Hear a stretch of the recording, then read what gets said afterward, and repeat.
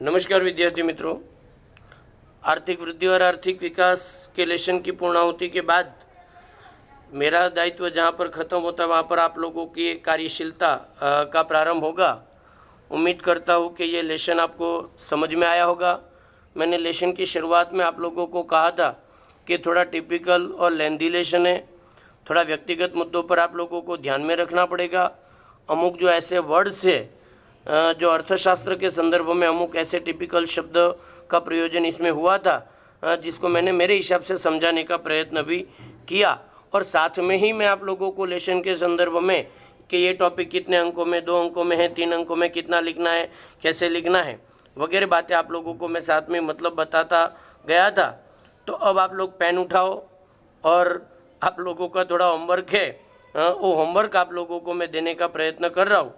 उसमें पहला जो सवाल है वो टिप्पणी लिखो करके सवाल आप लोग लिखो, ताकि आप लोगों को पता चले कि आप लोगों को मैं 5 टिप्पणी के सवाल आप लोगों को दे रहा हूँ। टिप्पणी के सवाल हमेशा ऑलवेज 3 अंकों के ही होते हैं। तो पहला सवाल है आर्थिक वृद्धि का अर्थ स्पष्ट करो अथवा आर्थिक वृद्धि पर टिप्पणी लिखो। पहला जो मुद्दा है 3 अंकों का, आर्थिक वृद्धि पर टिप्पणी लिखो। इसके अंतर्गत आप लोगों को सारे मुद्दे आगे की वीडियो थोड़ा फॉरवर्ड कर लीजिएगा, देख लीजिएगा, आप लोगों को आइडिया आ जाएगा। आर्थिक वृद्धि की परिभाषा है, उसके लक्षण है, कौन से देशों में पाया जाता है, उनका मापन कैसा है वगैरह मुद्दों को आप लोगों को 7 से 8 मुद्दों के अंतर्गत आर्थिक वृद्धि की टिप्पणी आप लोगों को लिखनी है। दूसरा सवाल आप लोगों को जो लिखना है वो आर्थिक विकास पर टिप्पणी लिखिए।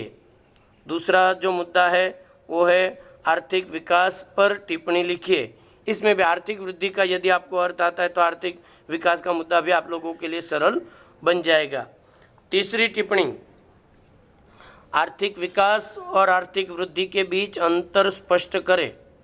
आर्थिक विकास और आर्थिक वृद्धि के बीच अंतर स्पष्ट करो। पहला सवाल आप लोगों को मैंने दिया था आर्थिक वृद्धि पर टिप्पणी लिखो, दूसरा दिया आर्थिक विकास पर टिप्पणी लिखो, तीसरा आप लोगों को सवाल मैं दे रहा हूँ आर्थिक विकास और आर्थिक वृद्धि के बीच का अंतर स्पष्ट करो।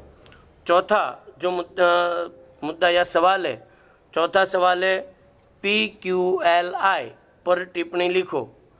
PQLI का मतलब आपको हिंदी में लिखना हो तो जीवन की भौतिक गुणवत्ता अंक पर टिप्पणी लिखो।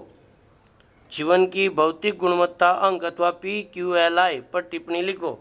और 5वां सवाल जो आप लोगों को दे रहा हूँ वो ये है कि HDI ह्यूमन डेवलपमेंट इंडेक्स अर्थात मानव विकास अंक पर टिप्पणी लिखो।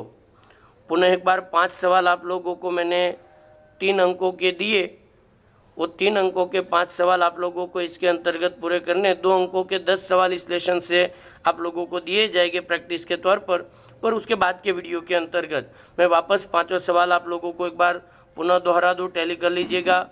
पहला सवाल तीनों जो 5वां सवाल है वो 3-3 अंकों के अंतर्गत है। पहला सवाल आर्थिक वृद्धि पर टिप्पणी लिखो। दूसरा सवाल आर्थिक विकास पर टिप्पणी लिखो। आर्थिक विकास पर टिप्पणी लिखो। तीसरा सवाल आर्थिक विकास और आर्थिक वृद्धि के बीच अंतर स्पष्ट करो। आर्थिक विकास और आर्थिक वृद्धि के बीच अंतर स्पष्ट करो।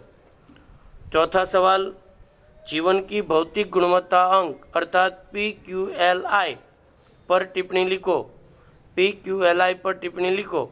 और 5वां सवाल और अंतिम सवाल HDI मानव विकास अंक पर टिप्पणी लिखो। 3 अंकों के 5 सवाल आप लोगों को दिए हैं। इतना काम आज पूरा करो, बाकी की बातें करेंगे अगले वीडियो में। धन्यवाद।